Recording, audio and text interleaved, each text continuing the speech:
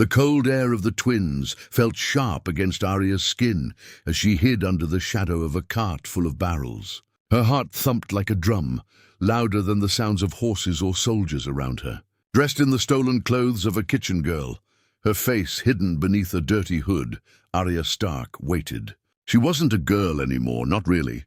She was a shadow now, a wolf hiding in a den full of snakes.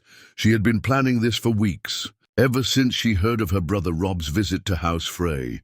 He had broken the marriage pact, and now Lord Walder Frey was pretending to forgive him. Arya didn't trust him. The Freys were clever but not honest, and worst of all, they were cowards who smiled while holding knives behind their backs. That night, the castle was full of noise, dancing, singing, drinking. It was supposed to be a wedding. Edmure Tully was marrying one of Walder's daughters. But Arya wasn't there for the wedding. She was there to stop a murder, a massacre that hadn't happened yet. She had followed the whispers in taverns and dark alleyways, rumors of a planned betrayal. That's when she decided she would sneak into the twins, kill one of the Frey daughters, and take her place at the wedding. It was mad. But Arya had done mad things before. She had faces. She had names. She had training from the House of Black and White, even if she had left it behind. Death had taught her how to become anyone. And now she would become a Frey. Earlier that day, she had slipped into the private chambers of one of the Frey girls, Roslin's cousin, a quiet girl named Maren Frey. Arya had watched her for days. Maren never spoke much, barely looked anyone in the eye, and always walked alone. It was easy. A little poison in her wine while she bathed, quiet, clean, no blood. Then Arya wore her face, not just her skin, her voice, her walk, her nervous little laugh. Now she sat at the wedding feast, between men who would kill her if they knew who she really was. Her fingers shook as she held the goblet. She smiled politely when old Lord Walder joked about how all girls look the same to him. He didn't even notice the difference. Robb sat across the hall, proud and tall, with his young wife Talisa beside him. His eyes were soft when he looked at her, but Arya saw something else. He was too relaxed. He didn't see the danger around him. He thought the Freys had forgiven him. He believed in honor. Arya's stomach turned. She wanted to scream, to run to him, to shout that it was all a trap. But she couldn't, not yet. The music grew louder. Men laughed, mugs clanged, meat and bread were passed down the long tables. Arya kept glancing at the bannerman. Rose Bolton sat nearby, stiff and calm as always, too calm. That man had dead eyes. Then Lord Walder stood up and raised his cup. "My lords, my ladies, I give you the bedding ceremony." People cheered. Men began to pull Edmure away, laughing, shouting. But something shifted in the room. The doors began to close, slowly, quietly. And that's when Arya saw it, the crossbows being lifted by Frey men on the balcony. Her breath caught. It was happening. The Red Wedding. She stood up just as the music changed. A slow, strange song. The Rains of Castamere. Time froze. Robb turned toward the music, confused. Arya didn't think. She ran, not as a guest, not as a Frey, but as Arya Stark. She leapt across the table, knocking over a plate of meat, pushing past a drunk bannerman. She screamed Robb's name. One of the Frey guards reached for his sword. She was faster. A knife hidden in her sleeve slid into his throat before he could shout. People screamed. But it was too late for silence now. Arya ran straight to her brother, her face melting in front of the shocked crowd, changing from a Frey girl to a blood-covered wolf. Blood splattered across Arya's face as she reached Robb. He froze in place, staring at the Frey girl who had just slit a guard's throat, until he saw her face shifting. His eyes widened in horror and disbelief. Arya. He breathed. "No time," she hissed, grabbing his arm. "They're going to kill everyone, now!" Screams echoed across the hall as Frey men drew hidden daggers, crossbows fired, and chaos erupted like wildfire. Talisa gasped as a bolt flew past her head. Another one hit a Stark bannerman in the neck. The doors were now locked. No one was supposed to get out alive. Arya dragged Robb behind the high table, flipping it over for cover. A wooden goblet smashed beside her, splashing wine that might as well have been blood. "Talisa!" Robb shouted, reaching for his wife. Arya pulled him back. "She's with child. You go, she dies." Stay, you both die. Choose. Robb's breath caught, but Arya didn't wait for him to answer. She kicked over another chair and pulled a blade from her boot. Across the hall, Rose Bolton stood slowly, calm in the middle of slaughter. His eyes met Arya's, and for a heartbeat she saw something cold and curious in them. He hadn't expected this. Her presence was not part of the plan. That gave her one advantage: surprise. Frey soldiers were cutting down Robb's men. Some didn't even have weapons. They had come for a wedding, not a war. Arya ducked a swing from a drunken Frey knight, slashing across his thigh before burying her blade in his chest. "Get to the back stairs," she shouted to Robb. "There's a servant's path behind the kitchens. I saw it earlier." Talisa was crying, crouched low. Blood soaked her gown, but it wasn't hers yet. Robb ran to her, shielding her with his body. Arya spun toward the approaching steps of a Frey archer, hurling a dagger she'd taken from Maren Frey's belt. It struck him in the eye. He dropped like a puppet with its strings cut. Robb turned, eyes blazing. "Arya, how? How are you even? I'll explain when we're not being murdered." He finally listened. Robb pulled Talisa up and followed Arya toward the far wall, where a servant's door sat half hidden behind a thick curtain. Arya kicked it open, revealing a narrow stone passage lit by flickering torches. A kitchen boy lay dead at the threshold, his throat slit, collateral damage. They ran. The hall behind them burned with betrayal. "Did you kill a Frey?" Robb asked, panting. "I borrowed her face," Arya said, eyes hard. "7 hells," Robb whispered, both impressed and horrified. They reached the bottom of the stairs where 2 guards blocked the exit. Arya didn't stop running. She feinted left, then drove her knee into the first man's gut and sliced his throat in one clean motion. Robb grabbed the second by his cloak and slammed him into the wall. Talisa covered her mouth, trying not to scream. More shouts echoed above. The Freys knew someone had escaped. Outside, cold rain slapped their faces. The night had turned black and wild. Robb wrapped his cloak around Talisa as they slipped through the muddy stables. "We need horses," he said. "No time," Arya replied. "We'll be hunted in minutes." "We need to disappear." Robb looked at her like he didn't recognize the girl who stood before him. This wasn't the little sister who had once run around Winterfell, chasing cats with a wooden sword. This was someone else, someone dangerous. "And she had saved his life. Why did you come?" he asked as they crept past a drunk stable hand snoring by a lantern. Arya didn't answer right away. Then she said, voice low, "Because everyone I love keeps dying, and I couldn't let you be next." For the first time in days, Robb Stark felt something he hadn't in a long while.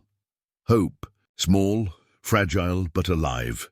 They slipped into the dark woods, leaving behind the massacre. But Arya knew this wasn't over. The Freys wouldn't stop until the north was broken. And Rose Bolton, he wouldn't forget what he saw, but neither would she. She had names now, new ones. Walder Frey, Rose Bolton. Lothar Frey, Black Walder. The musicians who played that cursed song. Every man who raised a blade against her brother. The list had grown longer, and Arya Stark had just begun to cross it. The forest was soaked in silence, broken only by the sharp crunch of twigs under Arya's boots. Robb walked beside her, one arm wrapped tight around Talisa, who leaned into him with every step. Her face was pale, her lips trembling, not from the cold, but from the nightmare they had just escaped. Behind them, the twins glowed like a sick lantern in the distance. Screams still echoed faintly, muffled by the wind and rain. Arya didn't look back. She led them deeper into the woods, moving fast. She knew they had maybe an hour, 2 at most, before the Freys sent riders after them. She could almost feel Rose Bolton's eyes in the back of her skull. The way he had looked at her. It wasn't shock. It was calculation. That man was already planning his next move. "We'll need shelter by dawn," Robb said behind her, his voice strained. "We need more than shelter," Arya snapped, eyes scanning the shadows. "We need allies, food, safe roads." "You're a king with no army, Robb." Robb didn't respond, and she regretted the sting in her voice. But it was true. The Stark army was dead or dying in that cursed hall. Their banners would be dragged through the mud by morning, and the North would wake up to a dead king. Unless he made them believe he was still alive. "We can reach the Brotherhood," Arya finally said. "They're nearby." They move in the rivers and hills. They hate the Lannisters and the Freys. You know where they are? Robb asked. I used to travel with them, Arya said, glancing back. They'll listen to me. Maybe not love me, but they'll listen. Talisa groaned, staggering. Robb helped her sit by a large rock, his face full of worry. I think she's losing blood, he said. Arya crouched beside her and gently pulled back the soaked fabric. A deep cut ran across her side, not from a blade, but a bolt that had grazed her in the hall. Not fatal, but without treatment it could be. Arya bit her lip and pulled a small pouch from her belt. Hold her still, she said. This will burn. Talisa let out a small cry as Arya poured the stinging herbs and crushed salt into the wound, wrapping it tight with a strip of cloth. Robb held her hand, murmuring soft words in her ear.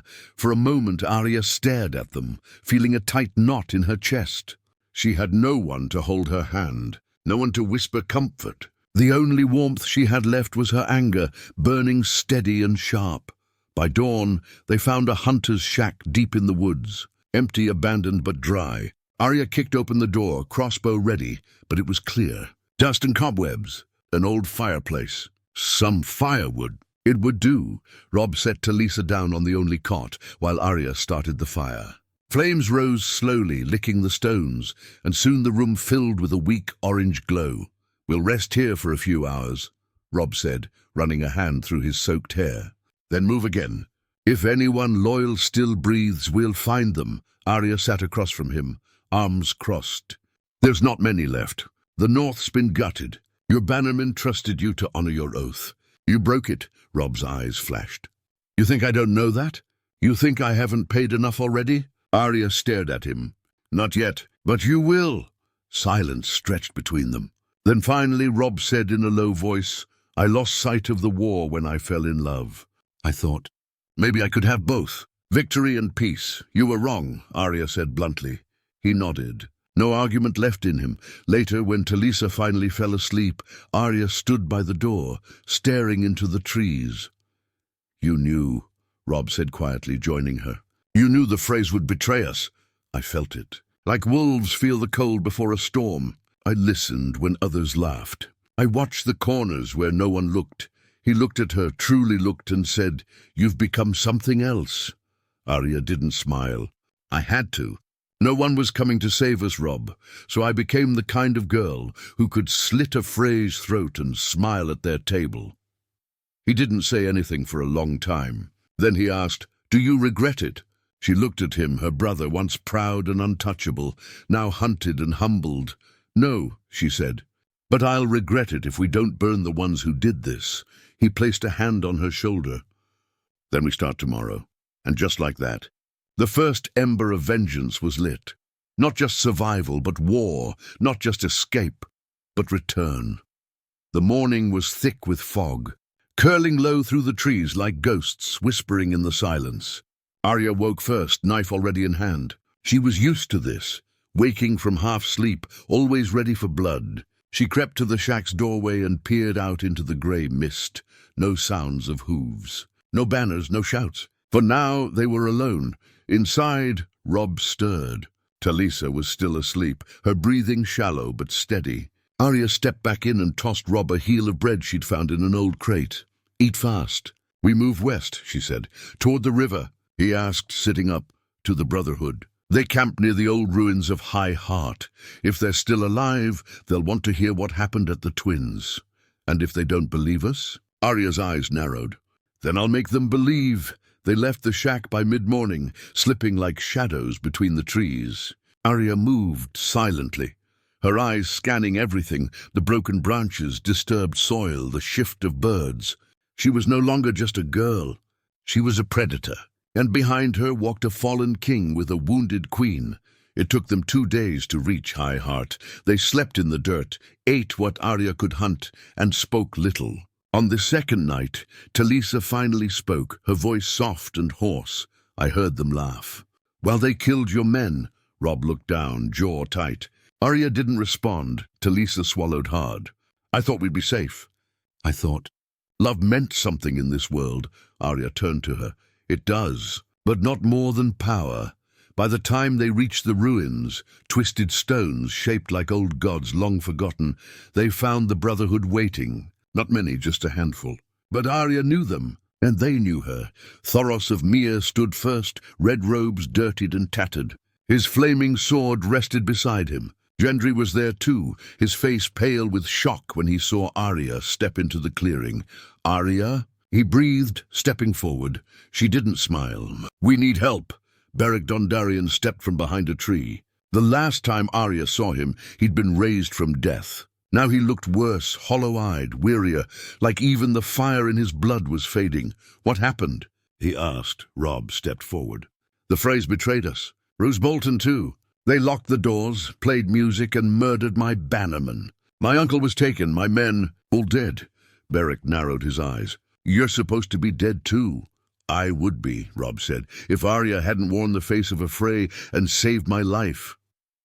Gasps moved through the camp. Even Thoros blinked, stunned. "You did what?" Gendry asked Arya. Arya's face remained cold. "I slit her throat, stole her face, and sat at their table." Beric looked from Arya to Robb. "You've been given a second chance." "The gods don't hand those out for free," Robb nodded. "Then I'll earn it," Thoros crossed his arms. "And what would you have us do?" "We're not an army. We're outlaws." "We don't need an army yet," Arya said. "We need witnesses. We need word to spread. The North remembers." Beric's eyes lit faintly at that. Arya stepped closer. "Help us get to Riverrun. The Blackfish is still alive. If anyone can gather what's left of our forces, it's him." Gendry looked uncertain. "Even if you get there, the Freys will come. The Lannisters too. They'll put your heads on spikes." Robb finally spoke, his voice calm but sharp. "Let them try." That night around the fire, the Brotherhood agreed. They would guide the Starks west, through the Riverlands, across enemy-infested land. They would spread the truth: the young wolf lives. The Freys had broken all sacred vows, and the Boltons had betrayed the North. But in the shadows beyond the trees, someone was already watching. Black Walder Frey sat on his horse, silent as a corpse. He had followed their tracks just far enough to see the girl, the Stark girl, the one who had vanished. He turned without a word and rode back east. By the time the Starks reached Riverrun, a bounty would be on their heads. The Lannisters would be warned, and Roose Bolton would know the truth. The wolf had escaped the slaughter, and it was hungry. The journey to Riverrun was a march through ruin. Villages once loyal to the Starks now flew no banners. Some had been burned to ash, others abandoned. Their people either slaughtered or hiding behind locked doors, too afraid to speak the name Stark aloud. The Riverlands had become a graveyard, one with fresh bones. Arya moved through it like a ghost, her dagger never far from her palm. Robb walked with purpose, but Arya saw it in his eyes. Grief was eating at him. He was carrying not just his crown, but the weight of every man who had died screaming his name. The Brotherhood moved cautiously, never staying long in one place. Gendry had taken it upon himself to protect Arya, not that she needed it. Still, it comforted her, though she never said so. One night, as they camped near an old mill, Beric returned from a scouting trip with grim news. "Bolton's men are moving," he said. "Not south, north, toward Winterfell." Robb stiffened. "Winterfell's in ruins." "Not anymore," Beric said. "The Boltons have taken it. Roose has claimed it in your name, and says you died at the Twins." "The cow." North bends the knee to him now. Arya's hands curled into fists. "He's using your death to crown himself," she said through clenched teeth. Robb turned to the fire, eyes flickering with rage. "Then we take back Riverrun. We prove I live, and we make the Boltons pay." But Arya had a better idea. "We don't just take Riverrun. We take it with fire." They reached the Tully stronghold 3 nights later. It stood tall and proud, its redfish banners still waving in the wind. But the gates were shut, guarded by Frey soldiers in Lannister gold and filth. "The Blackfish is alive," Gendry said, "but they've surrounded him with steel." Arya studied the walls, the archers, the supply wagons. She knew these men weren't fighters. They were thugs and butchers who got lucky at a wedding. Their confidence was their weakness. "Let me in," she said. Robb turned. "What?" "I'll wear another face. A serving girl, a courier, Anyone. I get inside, I open the gates. You storm in with what men we have, and the Blackfish meets us in the middle. It's suicide, Gendry said. Arya looked him straight in the eye. Only if I fail. The next morning, the Brotherhood kidnapped a Frey patrol, a young courier, 2 guards, and a bannerman. Arya slit the girl's throat with quiet precision and took her face. She rode up to Riverrun's gates at dusk. Dressed in Frey red, cloak-hooded and lips trembling like a scared servant. They sent me from the twins, she stuttered. A message for Sir Brynden Tully, from Lord Walder himself. The guards barely looked at her. She was just a girl, after all. Another pawn in a dead man's game. They let her in. Inside, Arya moved quickly. She passed kitchens, soldiers drinking too much wine, and courtyards stained with rain and piss. No one stopped her. No one cared. These men had already killed a king. They thought they feared nothing. She found the Blackfish at the top of the tower, sword still at his hip. A thin line of blood dried across his cheek. "You're no Frey," he said without even turning. Arya peeled off the face. "Arya Stark," he stared. For a moment he said nothing. Then he nodded slowly. "So you lived?" "Barely," she said. "Robb too. You're here to free Riverrun. We're here to start a war." By midnight the gates opened. The guards didn't even realize what was happening until it was too late. The Brotherhood and Robb's small force poured in like a flood. Screams tore through the air. Arrows rained. Arya moved through the chaos like death itself, throat after throat, one slash at a time. Gendry fought beside her, hammer swinging wide, blood flying in arcs. Robb fought with fire, every stroke of his sword fueled by vengeance. The Freys barely had time to react. Within minutes, the courtyard was painted red. The Tully banners flew again. At dawn, the Blackfish raised Robb's hand in front of the men. "The king in the north lives," he shouted. "The wolf has returned!" The cries echoed far and wide. Not just men shouting, but hope, rising like a storm cloud. And far to the north, in the halls of Winterfell, Bolton heard those whispers. His hands trembled for the first time. The banners of House Tully fluttered proudly above Riverrun once again. But Arya knew the silence that followed victory was always dangerous. Smoke still rose from the courtyard where Frey bodies burned, their twisted faces lit by the fire they'd earned. The men celebrated, but Arya didn't. Celebration was for people who thought wars had endings. Robb stood at the balcony, gazing toward the north. His eyes were heavy, not with fear but with resolve. "We march home," he said quietly. "The north isn't home anymore," Arya replied, stepping beside him. "It's Bolton's pit now. Then we'll make it ours again." Arya didn't argue, but she knew Bolton would be ready. That man didn't take chances. He set traps. And the moment Riverrun's fires reached Winterfell, he'd strike back. Before dawn, she slipped through the keep, unseen as ever. Her boots barely made a sound on the cold stone. She went to the dungeons, where the Frey commander, Sir Mark, was kept chained. He'd been caught alive, and Robb had said they would deal with him later. Arya didn't wait for later. He looked up when she entered, his face swollen and bruised. "Please don't kill me. I was only following orders," she finished, drawing her dagger. "You Freys always are." She stepped closer, the firelight dancing in her eyes. "Tell me what Bolton plans. Tell me where he keeps his men." He spat blood. "I don't know. He never told us." Arya stared at him for a long moment, then smiled faintly, almost kindly. "You will." When she came out 20 minutes later, her hands were clean but her eyes were darker. That night, she told Robb what she'd learned. Rose had gathered most of his men at Winterfell, but Ramsay was leading raids through the north, rooting out any loyal Stark supporters. Dozens of northern lords had bent the knee out of fear, not faith. Robb's jaw tightened. "Then we remind them what loyalty feels like." The next morning the banners rose again, Stark direwolves beside Tully redfish, fluttering together. Word spread like wildfire. "The king in the north lives." The wolf walks again. Men started coming out of hiding, broken bannermen, farmers, deserters from the twins. They came with old swords and older anger. Within days, Robb had 300 men. A week later, he had nearly 1,000. But Arya wasn't content to wait for more. She wanted to strike first. When she told Robb her plan, he frowned. "You want to go north alone?" "Not alone," she said. "With Gendry. He knows the roads, the rivers. We can move faster than your army. We'll find Ramsay before he finds us. You can't face him by yourself." Arya's eyes burned like coals. "I'm not facing him.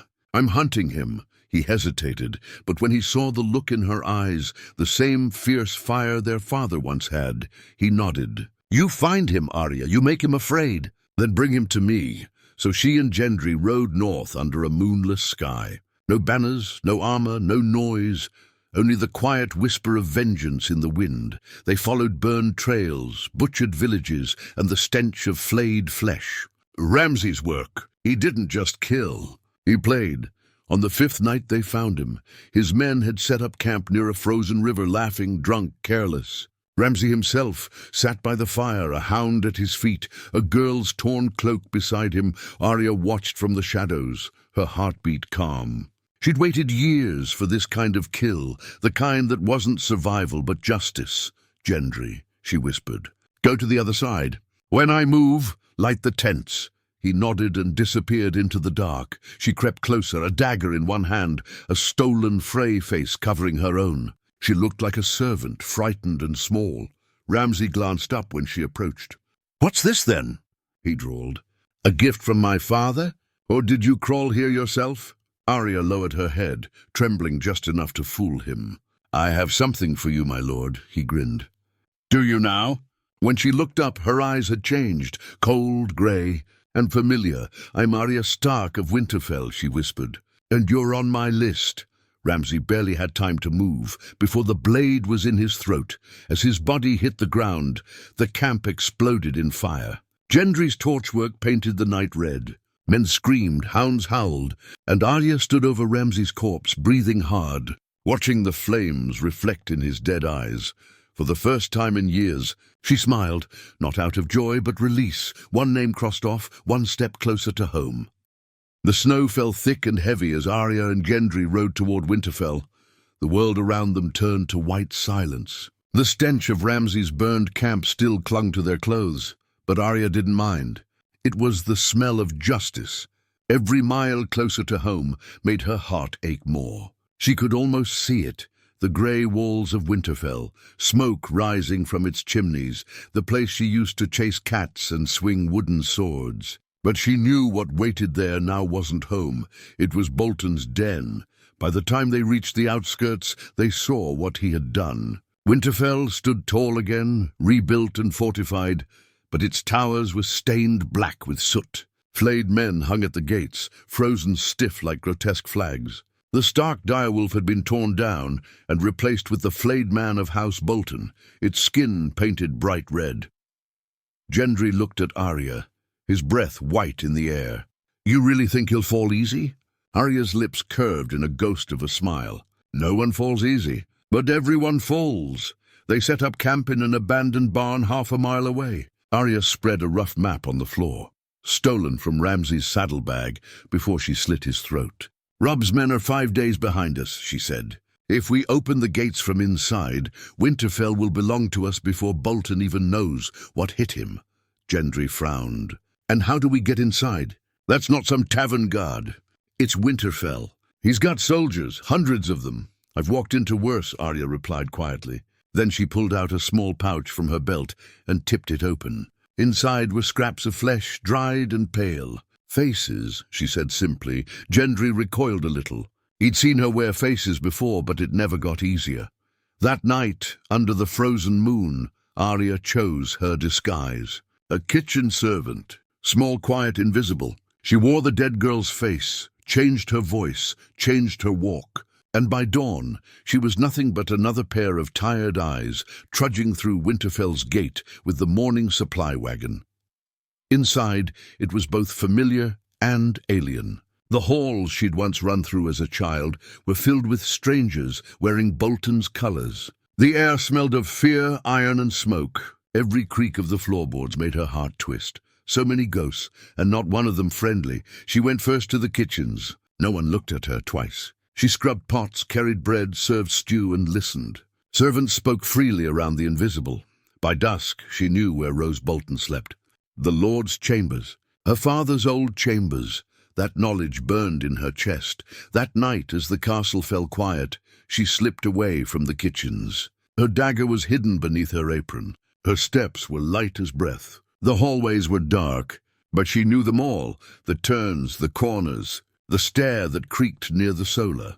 She stopped outside the door she'd once peeked through as a little girl, trying to catch glimpses of her father reading by candlelight. Now Bolton sat there instead, writing something on parchment, his face pale and still as death. Arya pushed the door open softly. He looked up immediately. "Who are you?" She lowered her head. "A message, my lord." From the Dreadfort, he waved her closer, his eyes like ice. "Leave it here." She stepped forward, then spoke in her real voice. "Do you know what your son's last words were?" Rose frowned. "My son, Ramsay," she whispered. He didn't scream, he just gurgled. The dagger slid into his throat before he could stand. He gasped, eyes wide, blood bubbling from his mouth. She leaned close, whispering in his ear. "The North remembers." When she stepped back, Bolton collapsed, his lifeless body slumping over her father's old desk. Arya looked around the chamber one last time. The room smelled of ink, blood, and the faint memory of home. By dawn, the gates of Winterfell swung open. Robb's army poured in like thunder. Steel clashed, horns blared, and the Bolton men fell one after another, too shocked to rally. The banners of the flayed man burned, replaced by the grey direwolf snapping in the cold wind. When the smoke cleared, Robb stood in the great hall once more. Arya walked beside him, her disguise gone, her true face streaked with soot and blood. He looked at her, his sister, the ghost who had saved him twice over, and for a long time. Neither spoke. Then Robb said softly, "Father would have been proud." Arya didn't smile. She just looked up at the banners and said, "We're not done yet," because she knew, beyond Winterfell, in the red walls of King's Landing, the real war was waiting, and Arya Stark was not finished crossing names from her list. The snows melted slowly that spring, turning the blood-stained fields around Winterfell into rivers of mud. The North was free again, or at least it seemed so. The flayed men were gone, the Stark banners rose high, and the people whispered the same phrase wherever Arya walked. "The wolves have returned." But Arya didn't feel free. She couldn't. Every night she woke before dawn, her knife clutched in her fist, the list whispering in her mind like a prayer she could never stop repeating. Cersei Lannister, the Mountain, the Hound, and so many others who had torn her family apart. Robb was rebuilding Winterfell, calling the surviving lords to swear fealty again. Gendry had stayed, helping to forge weapons for their rising army. He smiled when Arya passed by, but she rarely smiled back. There was still too much to do, too much blood left to answer for. One morning, Robb summoned her to the great hall. It looked different now. Fires burned bright again. The long tables filled with men in fur and steel instead of enemies. "I'm sending a message south," Robb said, standing by the map table. "To the Vale, to the Riverlands, maybe even the Reach. If the Lannisters think the North will hide, they're wrong." Arya folded her arms. "The Lannisters don't listen to words. They only listen to pain." Robb looked at her for a long moment. "And what are you planning, little sister?" She didn't answer, but her silence told him enough. That night she left Winterfell under the cover of snow. She took no horse, no banners, no escort, only her dagger and a small bag of faces she'd carried since Braavos. She left a note for Robb. "I'll find the lion. Don't come after me." Her journey south was brutal. The roads were lined with broken wagons and dead men from the Frey wars. At every tavern she heard the same thing. Queen Cersei sat on the Iron Throne again, drunk with power, her enemies crushed or fled. Her new weapon wasn't armies, it was fear. She had rebuilt the Red Keep stronger than before and filled it with spies, guards, and whispers. Arya smiled when she heard that. Spies and whispers were her language now. Weeks later she reached King's Landing, disguised as a beggar. The city stank of rot and gold, the same as before. Cersei's soldiers swaggered through the streets, tormenting anyone who didn't bow fast enough. Arya passed them like smoke. She found her way to the kitchens of the Red Keep by nightfall, just as she had done at Winterfell. A stolen face made her invisible. A soft voice, a lowered head, she became another servant, unseen and unheard. For 3 days she listened. The queen dined in her chambers each night, with her hand-picked guards and her ever-loyal Keyburn. Jaime was gone, some said dead, some said vanished. Arya almost pitied him. Almost. On the 4th night, Arya prepared her tools. A bottle of Dornish wine from the royal cellar, a drop of clear liquid she'd taken from Bravos, a poison that killed fast and left no trace. But something stopped her hand. Poison was silent, too silent. Cersei didn't deserve silence. When the queen entered the dining hall that night, Arya was already waiting, dressed as a serving girl with eyes lowered. The queen barely looked at her. Why would she? To Cersei, servants were as invisible as ghosts. Arya poured the wine, her hand steady. Then as she leaned close to place the cup before Cersei, she whispered so softly, the queen almost thought she imagined it. "The North remembers." Cersei's head snapped up. "What did you say?" Arya looked up, and the mask of the serving girl slid away, revealing a familiar young face, pale and cold as death. "Remember me?" Cersei's scream never left her throat. Arya's blade flashed once, clean and bright, slicing through the queen's voice forever. Guards stormed in seconds later, but by then Arya was gone. Another face, another shadow, slipping through the chaos as the Red Keep burned with confusion. By dawn, King's Landing buzzed with rumors. The queen was dead, her body found beside a spilled goblet of wine. No one knew who had done it. Some said it was poison. Others said it was the ghost of Ned Stark's daughter. Far to the north at Winterfell, a raven landed on Robb's table. He read the message, sealed with black wax, and one simple line, written in careful, sharp letters. "The lion is dead. The wolf remembers." Robb stared at the words for a long time, then looked toward the window where snow still fell. Somewhere out there his sister walked between shadows, her vengeance finally done, but he knew Arya Stark would never truly rest. She had become something the world feared and needed, a Stark of Winterfell, a ghost of justice, a girl who became death itself. And as the north rebuilt and the sun rose over Winterfell's towers, one truth echoed through the land, whispered in fear and awe alike: the wolves are back, and this time they bite.